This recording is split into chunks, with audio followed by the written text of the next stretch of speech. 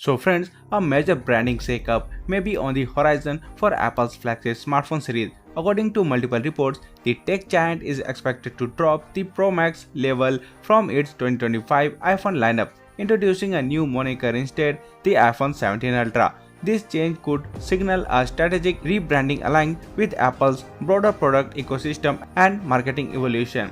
The name Ultra is not new to Apple's fans, it already exists in the Apple Watch and M series chip branding. The rumor shift to iPhone 17 Ultra aligns with this naming convention and suggests a model that emphasizes performance, premium design, and exclusivity. Sources indicate that the Ultra model will replace the Pro Max as the new top tier offering, with exclusive features and potentially a higher price point. Analysts believe this renaming strategy will help differentiate the Ultra from the standard Pro model, signaling to consumers that the Ultra represents something beyond just size, a true leap in capabilities and design. Leaks point to several unique features for the iPhone 17 Ultra, including a 48-megapixel telephoto camera, Wi-Fi 7 titanium frame, and possibly even under-display Face ID.